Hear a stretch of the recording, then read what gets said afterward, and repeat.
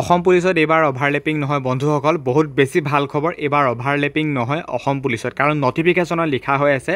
আৰু বহুত বেছি ভাল খবৰ, ভিডিঅ'টো শেষলৈকে চালে গম পাব। কাৰণ এইবাৰ যিহেতু কেইজনমান বা এনেকুৱা বহু ধৰণৰ কেণ্ডিডেট আছে, বহুখিনি পোষ্টতে তেওঁলোক চিলেকশ্যন পাই থৈছে। AB, UB, APR, boatmen, driver, messenger, এনেকুৱা বহুখিনি পদত এনেকুৱা কিছুমান কেণ্ডিডেট আছে য'ত নেকি সেই কেণ্ডিডেটখিনি বহুখিনি পদতে চিলেকশ্যন পাই থৈছে। হয়তো খুব কম সংখ্যকে কেণ্ডিডেট আছে যে এটা বা দুটা পোষ্টত তেওঁলোক চিলেকশ্যন পাই থৈছে। বাৰু যি কি নহওক, এইবাৰ অসম পুলিচত অভাৰলেপিং নহয়। যিহেতু আমাৰ 5 তাৰিখে এডমিট কাৰ্ড মুকলি কৰি দিব ভাইবা টেষ্টৰ বাবে। 5 তাৰিখে মুকলি কৰি দিব, অৰ্থাৎ অহাকালিলৈ পুৱাৰ ভাগত 11টা বজাত তেওঁলোকে এডমিট কাৰ্ডখন ডাউনলোড কৰিব। আৰু ডাউনলোড কৰাৰ পূৰ্বে এটা কাম তেওঁলোকে কৰিব লাগিব, কাৰণ নটিফিকেশ্যনত লিখা হৈ আছে, ভালদৰে মন কৰিব। নীলাকে যে লিখা হৈ আছে ভালদৰে মন কৰিব বন্ধুসকল, www.slpib.in from 11 AM 5 মে। তাৰ তলৰ লাইনটো ভালদৰে মন কৰিবা। Candidate will have to give in the preference of the post against which they have applied and eligible for.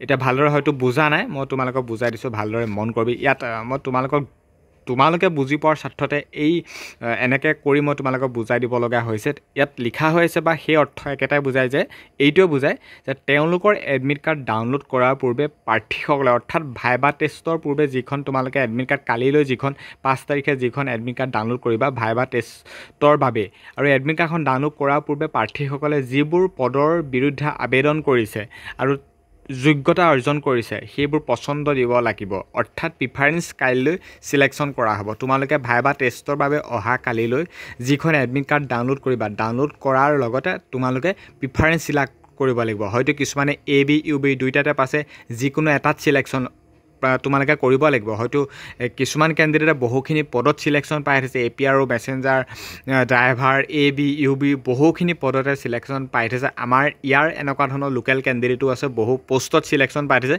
কিন্তু তেওঁ যিহেতু চাকৰিটো কৰিব এটা পোষ্টতে, গতিকে তেওঁ বা আন যিমানবোৰ কেণ্ডিডেটে বহু পদত তেওঁলোকৰ বৰ্তমান ভাইবা টেষ্টৰ বাবে চিলেকশ্যন পাই থৈছে, সেই সকলোবোৰ কেণ্ডিডেটে এতিয়া ভাইবা টেষ্টৰ বাবে যিখন এডমিট কাৰ্ড ডাউনলোড হ'ব, সেই ডাউনলোড কৰাৰ লগতে তেওঁলোকে প্ৰিফাৰেঞ্চ চিলেক্ট কৰিব লাগিব যিকোনো এটা পোষ্টতহে।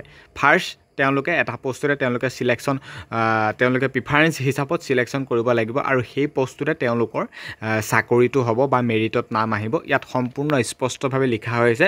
এই নটিচখনত এনেই তোমালোকক শ্ব' কৰি লিখি থোৱা নাই, ইয়াত চাই লোৱা, ভালদৰে মন কৰিবা। এই নটিচখনতে লিখা হৈ আছে, যিখন ভাইবা টেষ্টৰ বাবে নটিচ মুকলি কৰি দিয়া হৈছিল। আৰু এইটো বহুত বেছি ভাল খবৰ, কাৰণ এইবাৰ অভাৰলেপিং নহ'ব। এনেকুৱা হ'লে কাৰণ SSC GD কথাও গম পোৱাই, যেনেকৈ আমাৰ প্ৰিফাৰেঞ্চ থাকে, বহুখিনি পোষ্ট থাকে, BSF, SSF বা NIF বা SSB, আছাম ৰাইফল বহুখিনি পোষ্ট থাকে। তাত যিহেতু তেওঁলোকে প্ৰিফাৰেঞ্চ চিলেক্ট কৰিব দিয়ে, তাতো SSC GD যিকোনো এটা পোষ্টতে যিহেতু তেওঁলোকৰ নাম আহে। আৰু ঠিক এইবাৰ তেনেকুৱা হ'ব। ইয়াত যিহেতু 1645টা UBত আছে, ABত আছে 23, বাকী এনেকুৱা ধৰণৰ বহুখিনি পোষ্ট আছে। আৰু এনেকুৱা পোষ্টত যিহেতু এজন কেণ্ডিডেটে বা দুজন কেণ্ডিডেটে এনেকুৱা বহুখিনি পোষ্টত যিহেতু চিলেকশ্যন পাই থৈছে, হয়তো তোমালোকৰ এৰিয়াৰো কিছুমান থাকিব। গতিকে তেওঁ যিহেতু এটা পোষ্টতে চিলেকশ্যন পাব, গতিকে মেইন উদ্দেশ্য বা মেইন কথা এইটোৱে যে তোমালোকে এডমিট কাৰ্ডখন ডাউনলোড কৰাৰ বাবে প্ৰিফাৰেঞ্চ তোমালোকে চিলেক্ট কৰিবা, যোনটো পোষ্ট তোমালোকে পচন্দ কৰা, যোনটো তোমালোকে যোগ্য বুলি ভাবা, যাৰ যি পচন্দ আছে, সকলোৰে পচন্দবিলাক বেলেগ বেলেগ। তোমালোকে প্ৰিফাৰেঞ্চ চিলেক্ট কৰিবলৈ নাপাহৰিবা, আৰু সেই পোষ্টটোতে তোমালোকে ফাৰ্ষ্ট যিটো প্ৰিফাৰেঞ্চ দিয়ে সেই পোষ্টটোতে তোমালোকৰ চিলেকশ্যন হ'ব। ইয়াত এইটোৱে গম পোৱা যায় যে এইবাৰ অসম পুলিচত অভাৰলেপিং নহ'ব। এটা বহুত ভাল গুড নিউজ আমাৰ সকলোৰে বাবেই হয়, বহুত এটা ভাল পজিটিভ নিউজ হয়। SLPRB বহুত বেছি ভাল খবৰ এইবাৰ দি দিছে, কাৰণ এইবাৰ অভাৰলেপিং নহ'ব।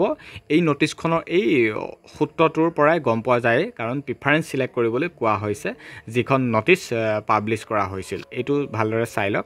কিছুমানে হয়তো মিছাই কৈছোঁ বুলি ভাবিব, গতিকে নটিচখন মই ট্ৰান্সলেট কৰি হ'লেও দেখুৱাই দিছোঁ স্ক্ৰীনশ্বটটো। তেওঁলোকৰ এডমিট কাৰ্ড ডাউনলোড কৰাৰ পূৰ্বে প্ৰাৰ্থীসকলে যিবোৰ পদৰ বিৰুদ্ধে আবেদন কৰিছে আৰু যোগ্যতা অৰ্জন কৰিছে সেইবোৰ পচন্দ দিব লাগিব। প্ৰাৰ্থীসকলে তেওঁলোকৰ আবেদন নম্বৰ, নাম, জন্ম তাৰিখ লগ ইন কৰিব লাগিব। তেতিয়া তেওঁলোকে নম্বৰসমূহ বা এডমিট কাৰ্ডখন ডাউনলোড কৰিব পাৰিব। আৰু যিটো কিবা হেল্প যদি লাগে 7977 8259-728 10 বজাৰ পাছত এই টোল ফ্ৰী SLPIB নম্বৰটোত তোমালোকে বা আপোনালোকে কণ্টেক্ট কৰিব কিবা যদি অসুবিধাৰ সন্মুখীন হয় যিখন বৰ্তমান নটিচ প্ৰকাশিত হৈছিল ইয়াতে সকলো স্পষ্টভাৱে লিখা হৈ আছে যে এই সূত্ৰটোৰ পৰা আমি গম পাওঁ বা গম পোৱা সকলোৱে যদি ভালদৰে মন কৰিছা নটিচখন যি তাৰিখত আমাৰ এডমিট কাৰ্ড মুকলি কৰা হ'ব 5 তাৰিখে 11টা বজাত এডমিট কাৰ্ড ডাউনলোড কৰাৰ পূৰ্বে তোমালোকে প্ৰিফাৰেন্স সিলেক্ট কৰিব লাগিব গতিকে আপডেটটো ইমানেই আছিল অভাৰলেপিং নহ'ব গতিকে খুব বেছি ভাল খবৰ ভিডিঅ'টো যিমান পাৰা সিমান বেছি শ্বেয়াৰ কৰা